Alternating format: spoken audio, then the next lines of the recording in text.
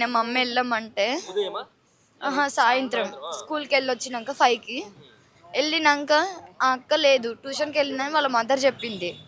సరే అని చెప్పేసి నేను ఇంటికి వస్తుంటే మళ్ళీ నాకు అక్క బయటకు వచ్చింది.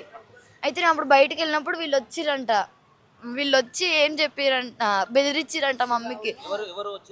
ఈ శివ వాళ్ళ తమ్ముడు వచ్చి ఇట్లా బెదిరించారంట, నువ్వు రేపు అదేంది కోర్టులో వచ్చి ఏమన్నా చెప్తే నేను చంపేస్తా ఉంచం నిన్ను అన్నారట. మమ్మీ చెప్తుంది కదా ఇంకా. కోర్టుకి ఎందుకు? కోర్టు ఏంది ఇంతకుముందు ఏమైనా కేసులేనే? అంటే అక్కని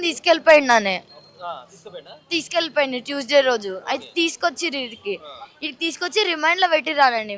ఫస్ట్ డేమో ఈయననే ఉన్నాడు, జైల్లో వేసేసారు లోపల లాకర్లో. అక్కనేమో ఇక్కడనే ఫస్ట్ హోమ్ తీసుకుపోయారు. హోమ్లో వాళ్ళు ఉంచుకోలేదు, వాళ్ళు వద్దు అన్నారంట. వాళ్ళు వద్దు అంటే మళ్ళీ ఇక్కడ పోలీస్ స్టేషన్లో రూమ్ ఉంటే అక్కడ లేడీ కానిస్టేబుల్తో పండుకోబెట్టిరంట.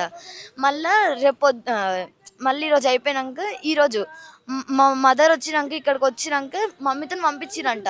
అయితే ఆడ ఏమైందంటే వీళ్ళందరూ అప్పుడు ఊరికి పోయినప్పుడు ప్లాన్ చేసుకుంటున్నారు ఇట్లా చంపేద్దాం అనేసి.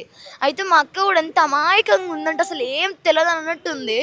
మా అక్క వచ్చి నాకు చెప్పినాక మా అమ్మ నిజమేనేమో అనుకొని నేను వెళ్ళి వాళ్ళు ఇంట్లోనే ఉన్నారు అనుకుంటా. అప్పుడు మమ్మీతో బెదిరించారు కదా, అప్పుడు వాళ్ళు ఇంట్లోనే ఉన్నట్టుండ్రు. ఇంట్లో ఉంటే వాళ్ళు అక్క లోపలికి వెళ్ళి బయటకు వచ్చి నాతో ఏం చెప్పింది, మమ్మీ శ్రీజన్ తీసుకొని రమ్మంటుంది ఇంటికి, లేకపోతే రావద్దంటే నమ్మని పట్టుకొని రండి అంటుంది అంటే నేను ఇంట్లో వాళ్ళు ఉన్నారో నాకు తెలియదు.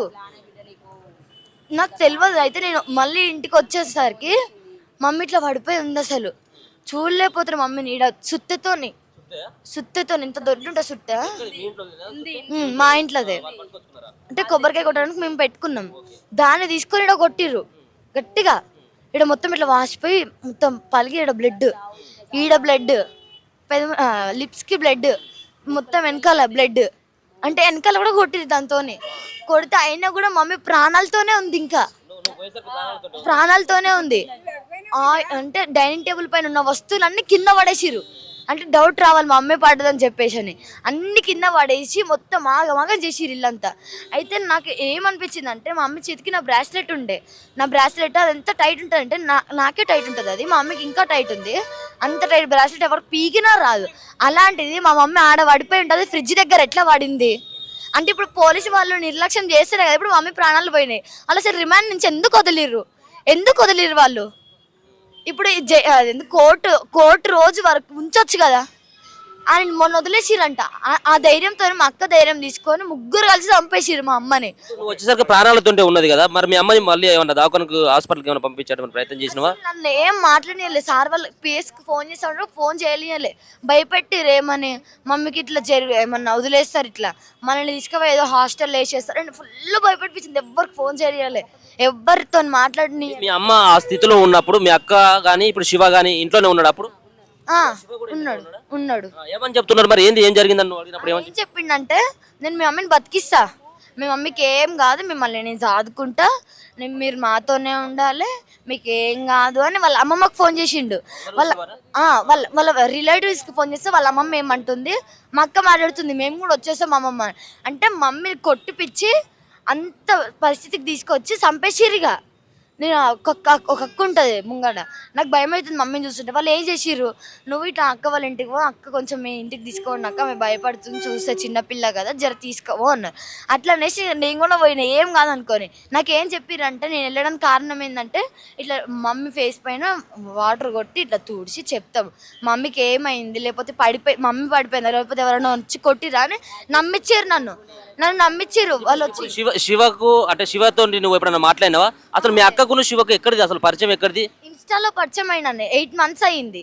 ఆ 8 months పరిచయం పట్టుకుని ఇప్పుడు మా అమ్మని చంపేసింది. ఇప్పుడు మా అమ్మని తెచ్చియాలి, నాకు పోలీస్ వాళ్ళని తెచ్చియాలి, ఆయన నన్ను తెచ్చియాలి.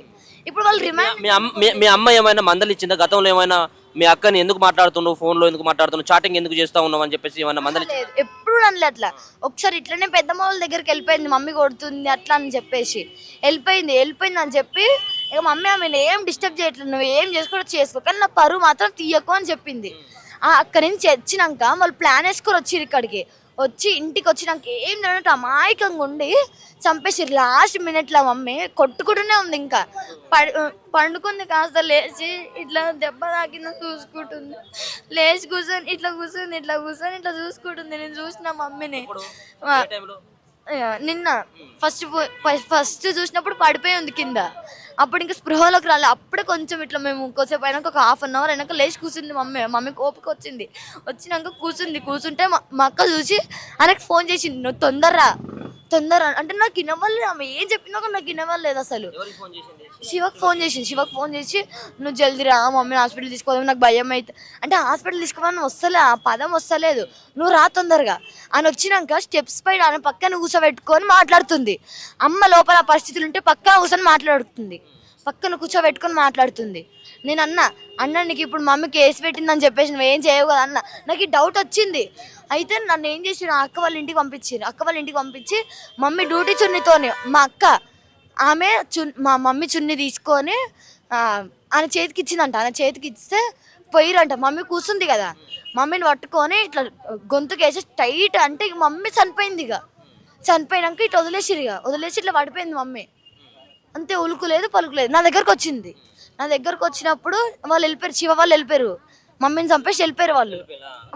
ఎప్పుడు వచ్చి చూసినావు మళ్ళీ బెడ్ మీద చనిపోయిన తర్వాత? ఎప్పుడు వచ్చి చూసినావు? అక్క చెప్పింది నాకు వచ్చి ఏమని, నువ్వు ఎప్పుడు ఏమంటావు చెప్పమ్ములు అన్నది. వచ్చి లోపల కూర్చుంది. అసలు ఏం చెప్తలే, మమ్మీ ఫోన్ పట్టుకొని వచ్చింది లోపలికి. మాకు ఏం అర్థం కావట్లే. వాళ్ళు అన్నారు 12 అవుతుంది, పిఎస్కి ఫోన్ చేద్దాం. నేను కూడా అన్నా పిఎస్కి ఫోన్ చేద్దాం, మమ్మీ బతుకుద్ది అంటే లేదు, ఇప్పుడు మమ్మీ లేకపోతే నువ్వు ఎవరి దగ్గర ఉంటావు అంటే ఫిక్స్ అయిపోయింది చంపేస్తా అని. ఫిక్స్ అయిపోయింది అంటే అంటే చుట్టాలు ఉంటారు, అత్తమ్మ వాళ్ళ కూతుర్లతో చాటింగ్ చేసిందంట. మా డాడీని చంపేసింది అంటే డాడీ వాళ్ళు అప్పుడు అంటే ఇష్యూస్ ఉండేది చిన్నవి అప్పులతోనే, వాటి వల్ల ఊరేసుకొని చచ్చిపోయిండు.